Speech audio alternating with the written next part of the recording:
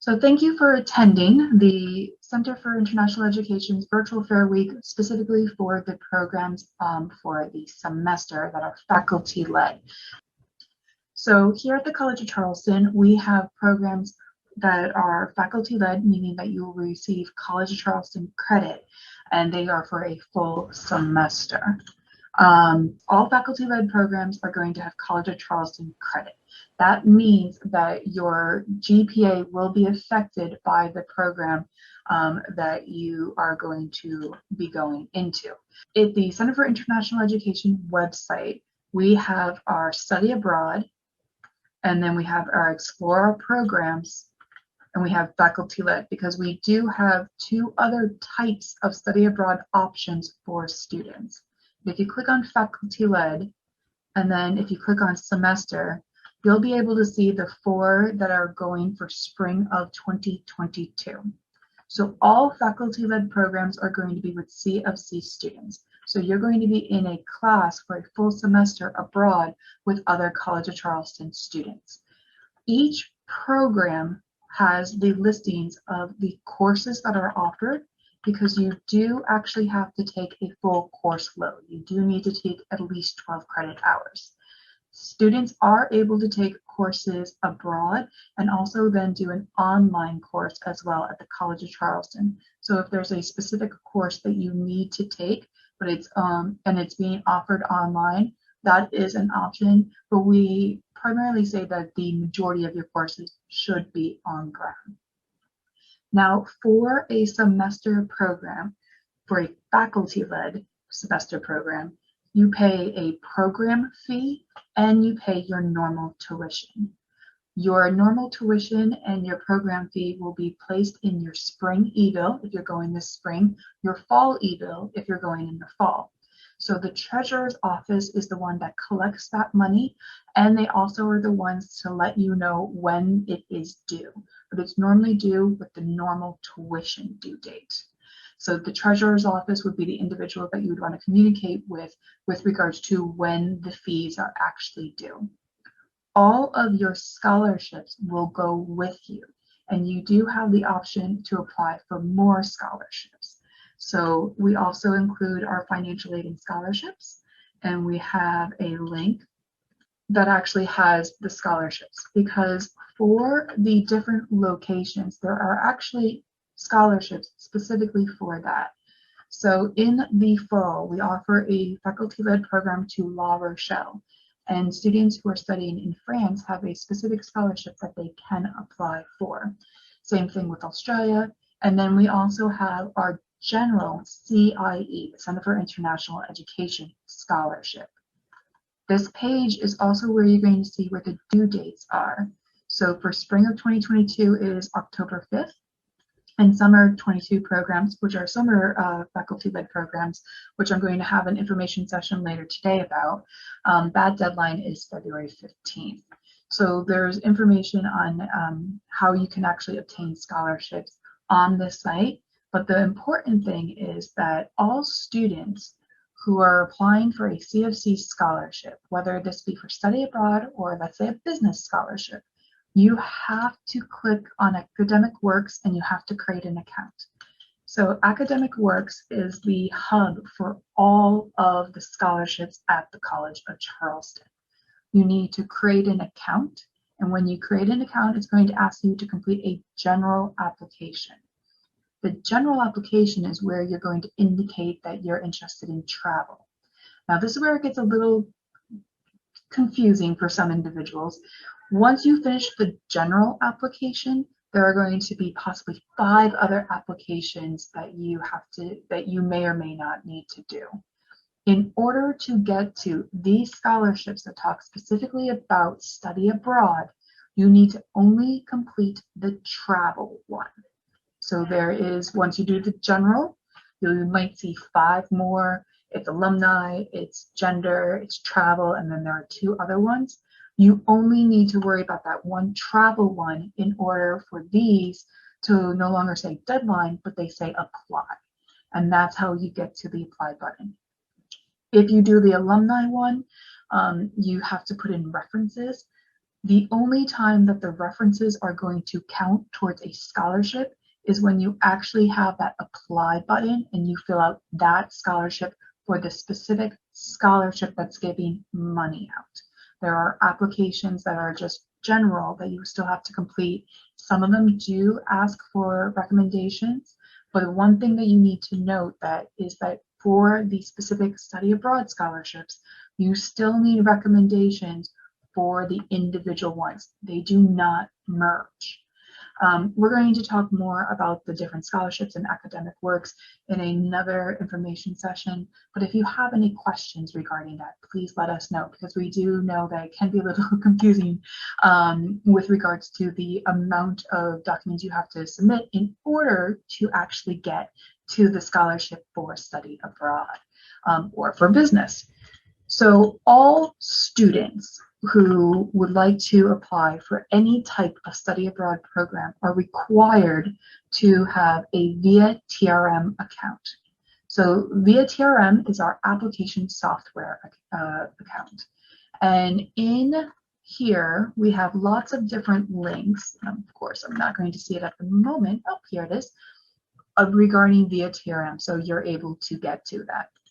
Now, via TRM, you're going to use your College of Charleston email in order to create an account.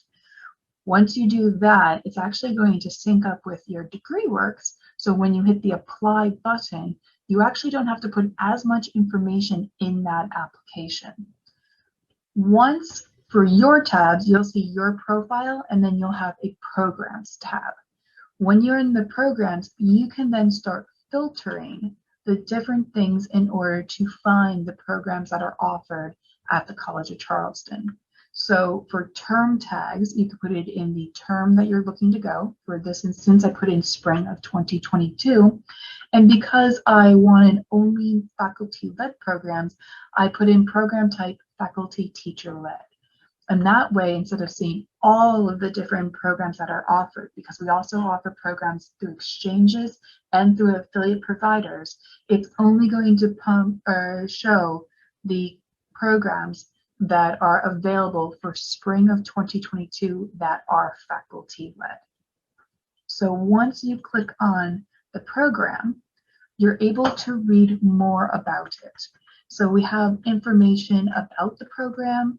We have, in most of them, we have information sessions that the faculty have recorded. And then we also have the program directors, so you can find out who is actually teaching the course. And we have information regarding your apartment, or excuse me, your accommodations, the courses that are being offered, and then the most important part, the deadline for the application and how much is that program fee. So remember, it's your program fee and its tuition. And here we see that the airfare is actually not included in this particular program. It'll also say if you're going to need a visa or not. So for this particular program, you're going to be in the country for less than 90 days. So you will not be required to get a student visa.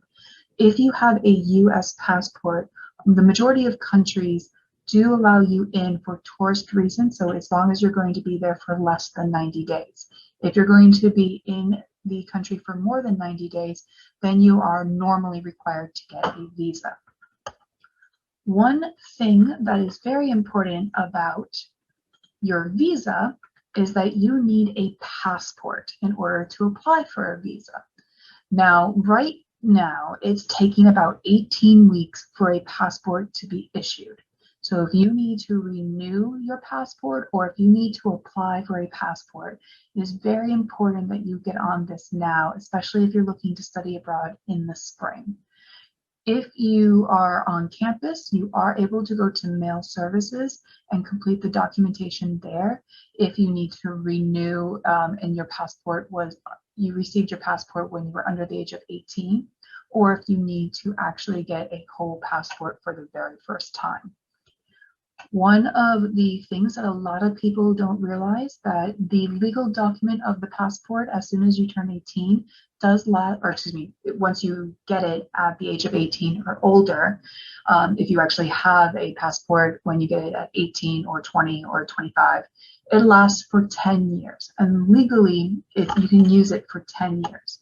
Port of entry for countries normally only, let me rephrase that, I do apologize. But for countries, usually your passport is only good for 9.5 years, because when you enter a country, normally they need you to have 6 months valid in your passport in order to enter. So I always like to tell students that you really need to look at your expiration date, because even though your passport might expire in May and you're going in March and you're leaving at the end of March, depending on the country, you may not be allowed on the plane to go to the country because you don't have enough time that's valid on your passport, even though you have a plane ticket out. There have been some students who have been able to go to the countries with that. However, I have had students not able to get on the plane because their passport was going to expire within the 6 months that they were going to be in or entering the country. So it's really important to look at that expiration date and know when that is.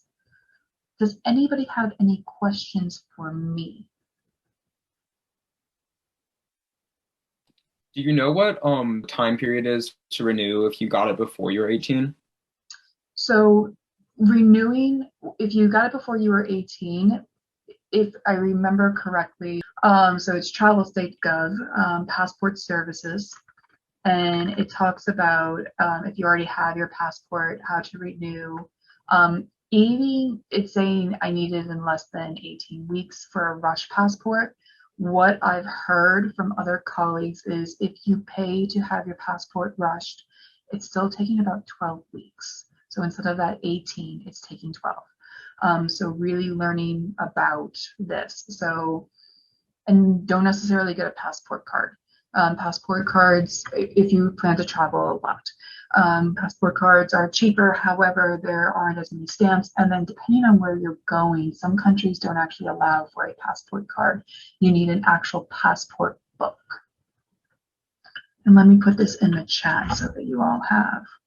For our faculty-led programs, we have some that we go directly with the university, and then we have local faculty teach our CFC courses. For La Rochelle, you're actually going to be in the classroom with other French students taking courses from the French professor, so the La Rochelle professors. You're actually not going to have any classes that are just with CFC students. And so you're going to be mixed with the other degree seeking students and other exchange students as well. With Argentina, which happens in the spring, and Chile, which happens in the fall, both of those programs are faculty-led programs, so you will be receiving CFC credit. But you're going to be in a course with CFC students, and you're going to be being taught by a local professor. In Trujillo, which is a semester program, you can either do it in the fall or in the spring, depending on what your major is, sort of the term that you want to look at. The spring semester is normally when Hispanic Studies Spanish is being taught primarily.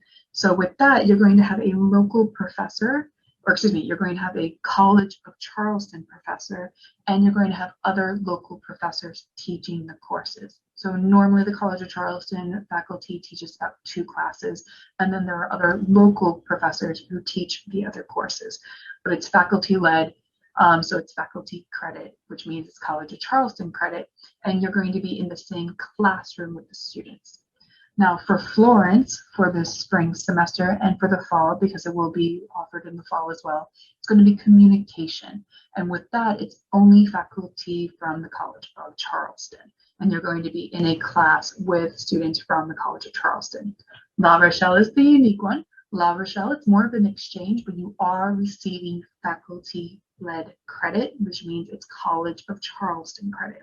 So you're paying the program fee and you're paying the tuition at the College of Charleston. Cuba is also for the spring semester, and that's so with that program, the professor normally goes for the Express 1 term part of that. So they're there for about 8 weeks. or maybe a little bit less. They're teaching a course, and then you're with faculty who are Cuban, who are not necessarily Cuban, but they live in Cuba and they teach in Cuba, and you're going to be in that. But that is also a faculty-led course where the students are just College of Charleston. So the faculty who will be traveling to La Rochelle is Dr. Lisa Signore. So she will be going with you for about the first 14 days or so, making sure that it goes well with going into the program, getting into your families, different things like that, but she will be your main point of contact with regards to questions for the program. So all semester and summer faculty-led programs have program directors. So even if they're not going to be teaching the course and be there with you for the full time, they're the individuals that you're going to want to speak to with regards to questions about the program, about the academics, about like living situations, all that fun jazz. Because they are the ones that are leading the program. They're the ones that are the program directors. Any other questions I can answer? Perfect. So if you have any questions or concerns, you can always email us at studyabroad.cofc.edu, and we can answer questions for you. My name is Stephanie Clark. I work directly with the faculty-led program. So spring break, summer, and semester for the faculty-led. But the program directors for these programs are going to be the individuals who really know and live and breathe the program. All right. Perfect. All right. That is all that I have. Thank you very much for coming. And once again, if you have any questions, let us know.